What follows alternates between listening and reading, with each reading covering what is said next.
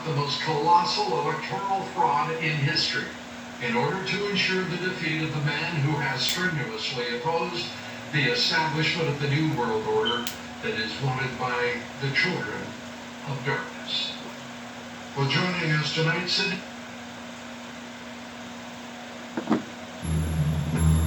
Organize itself well in advance to carry out the most colossal electoral fraud in history in order to ensure the defeat of the man who has strenuously opposed the establishment of the New World Order that is wanted by the children of darkness. Well, joining us tonight, Sid.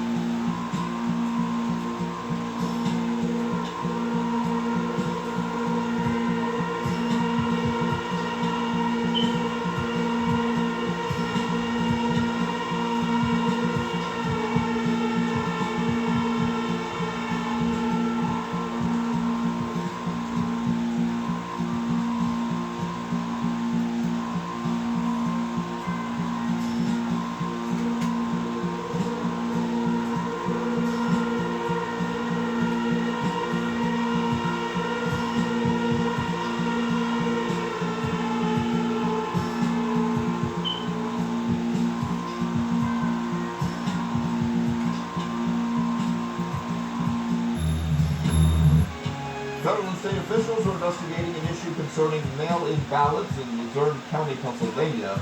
That's the Wilkes-Barre area. The U.S. Attorney issued a statement saying 9 mail-in ballots from military members were found discarded. 7 were cast for President Trump. 2 had been resealed. It's not known which candidates those ballots favored.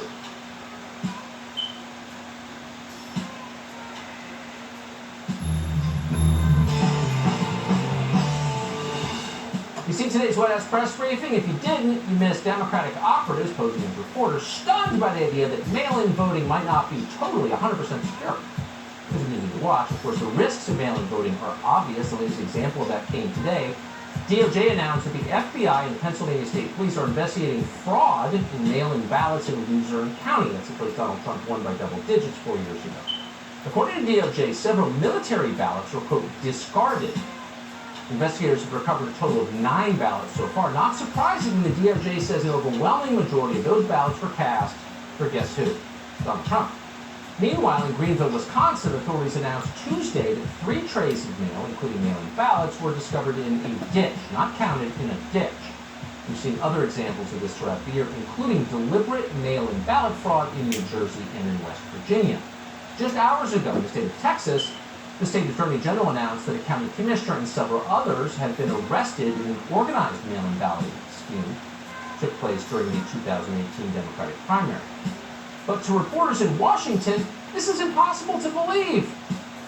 For the people doing it, it is confirmation that actually it works pretty well. Last week, judges on Pennsylvania Supreme Court ruled that mail-in ballots need to be counted well after Election Day. You won't be shocked to know that 5 members of the body that made that decision, 5 out of 7 people on the Supreme Court of Pennsylvania, are partisan Democrats. They're elected. They're politicians. Last week in the state of Michigan, a judge called Cynthia Diane Stevens issued a very similar ruling. In fact, she went farther. She mandated ballot harvesting. Ballot harvesting allows paid political operatives to collect ballots in bundles and bring them to polling places. What could go wrong? Well, fraud, for one thing. In fact, fraud's the whole point of it. You should know that Cynthia Diane Stevens is not much of a judge. She's a political activist.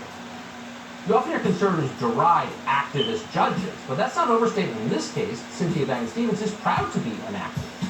4 years ago, she appeared at an event at the University of Michigan on equity and inclusion, and she literally gave the crowd advice on how to be an effective activist. Not judge, activist. It's on video if you want to find it.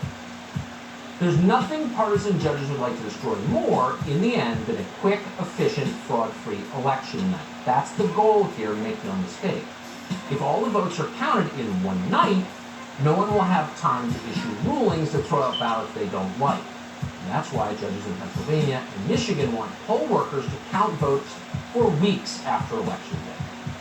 With their rulings last week, they made that essentially inevitable. It'll be a disaster. We know that for certain. We've seen it before.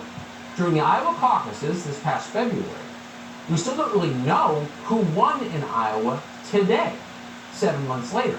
But to leaders of the Democratic Party, the caucuses weren't a debacle. They were a blueprint for the presidential election, where Joe Biden takes Hillary Clinton's advice and does not concede no matter what happens. All he has to do is smile and wave to his hotel room on election night, and the lawyers will take it from there. That's the plan. If all this wasn't enough, in Antrim County, ballots were counted for Democrats that were meant for Republicans, causing a 6,000 vote swing against our candidates. The county clerk came forward and said tabulating software glitched and caused a miscalculation of the votes. Since then, we have now discovered that 47 counties use this same software in the same capacity. Antrim County had to hand count all of the ballots, and these counties that use this software need to closely examine their results for similar discrepancies. The people of Michigan deserve a transparent and open process. Republicans point out that in northern Antrim County, thousands of votes were counted in error for Biden, and for Democratic Senator Gary Peters instead of GOP candidate John James. Michigan GOP Chairwoman Laura Cox said at a Friday press conference that, in Antrim County, ballots were counted for Democrats that were meant for Republicans, causing a 6,000 vote swing against our candidates. The county clerk came forward and said, tabulating software glitched and caused a miscalculation of the votes. Cox said that, since then, we have now discovered that 47 counties use this same software in the same capacity, or more than half of Michigan's 83 counties.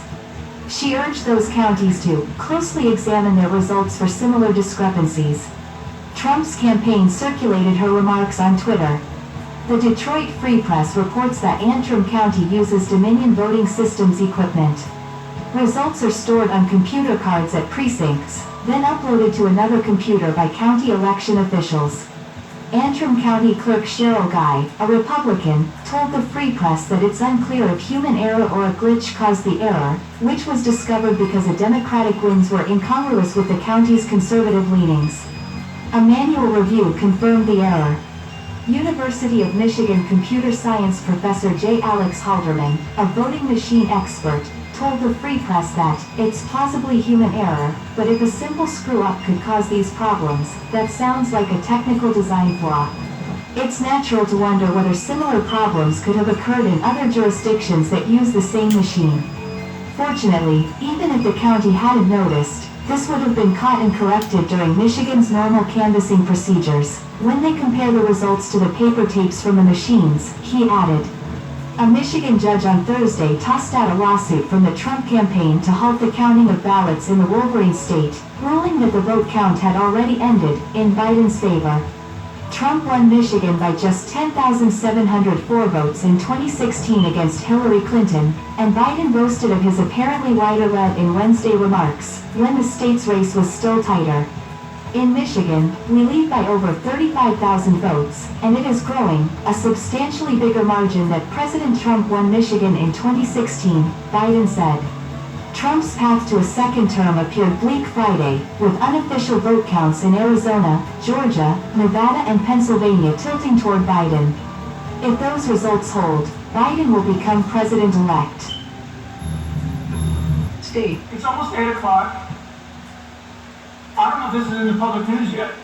About an hour and a half ago, federal investigators are in Phoenix. And when they began looking around, when they began opening up closets and going through drawers and trash cans at voting precincts today,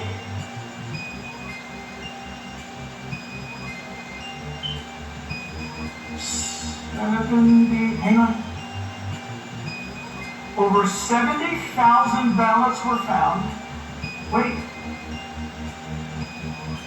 And out of the 70,000 ballots that were found,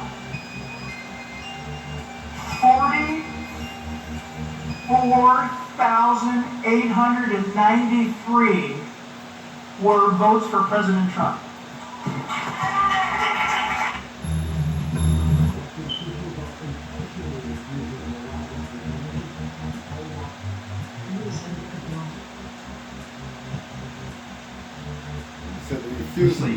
Refusing to let the poll workers in the building. They filmed her half-hour ago. And they all got caught on camera. And she's still working at it. Trying to cheat. Let's stamp it, receive. Let's fill in our 6 blanks. All at the top of the tickets on each one. 1, 2, 3,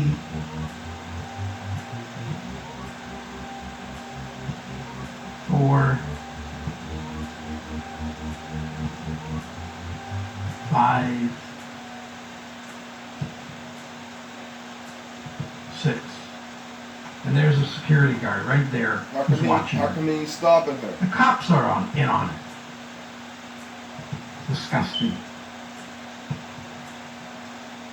KKK cop in on it. Told you the Democrats got KKK party in on it.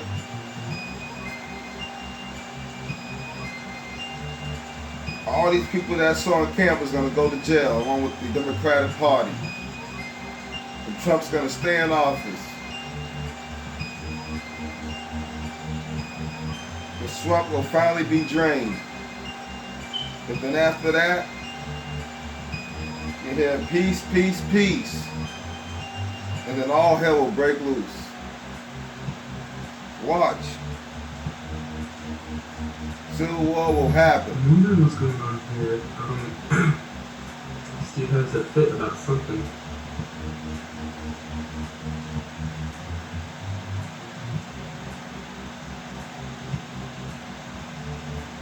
And then flips off about it. And then crumples it up.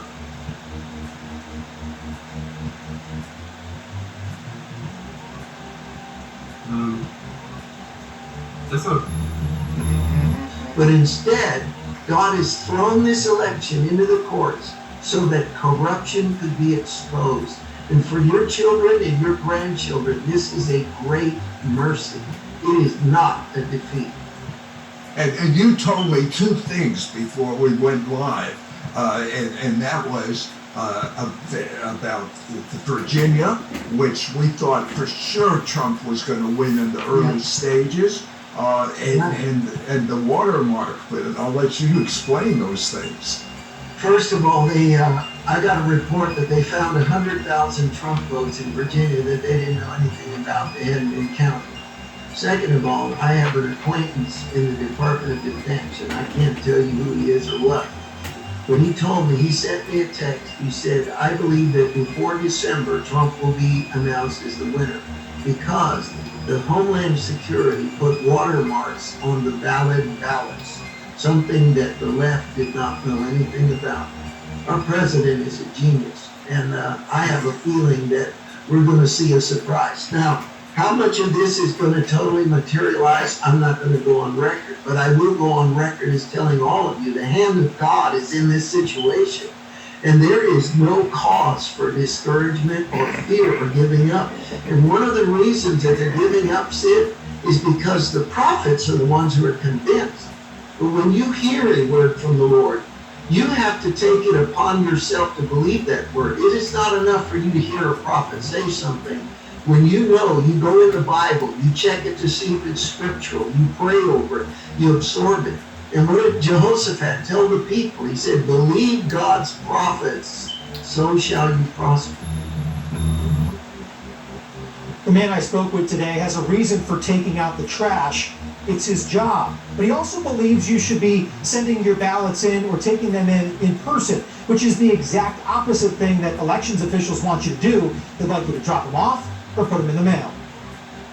It has nothing to do with political. I want a fair election. Charles West didn't feel like things were fair when he says he found Utah voter ballots in a dumpster Thursday morning. I dumped a can today, and I'm finding ballots in the garbage can. Pardon my French, just mad. Charles has been working in waste collection for 5 years.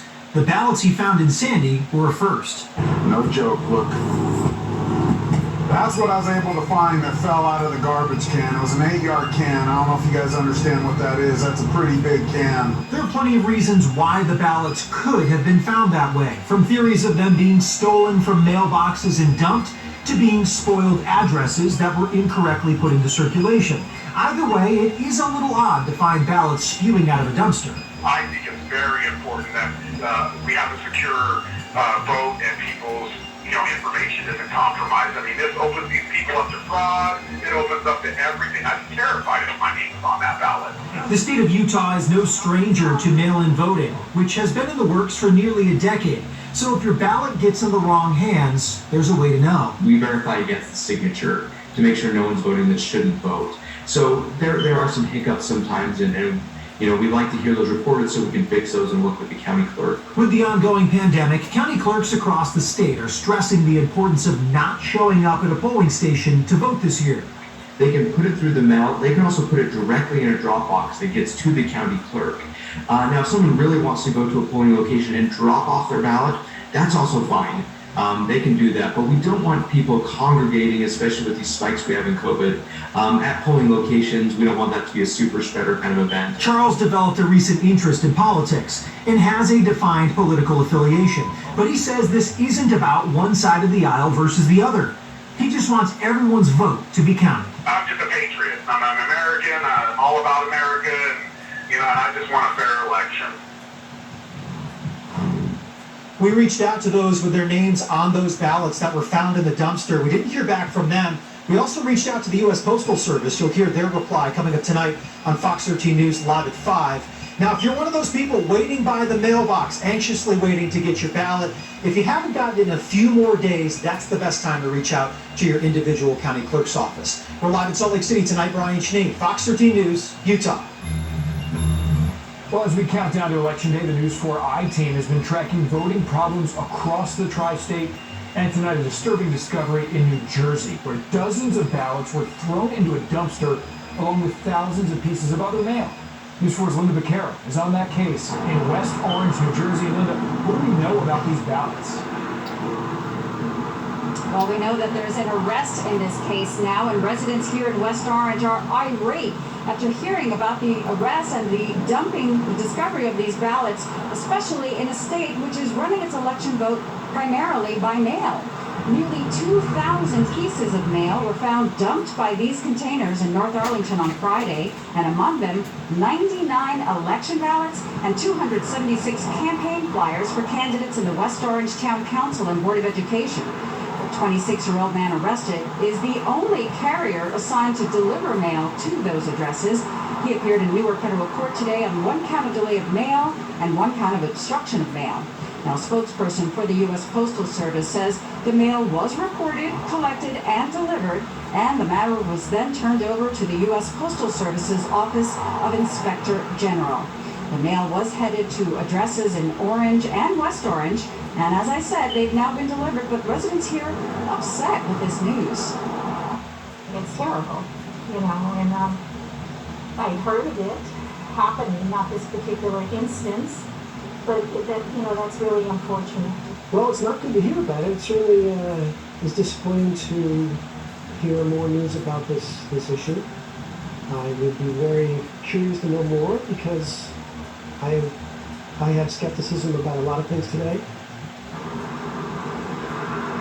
Well, a lot of people wondering what the motivation was behind this all, and in court, the government stated on the record that the evidence at this time does not indicate that the defendant's actions were politically motivated, but he is now released on $25,000 bond, and the delay of mail charge comes with a maximum penalty of 5 years in prison and a fine of $250,000, obstruction of mail up to 6 months, and a $5,000 fine. Reporting live in West Orange, I'm Linda Vaquero, News 4 New York.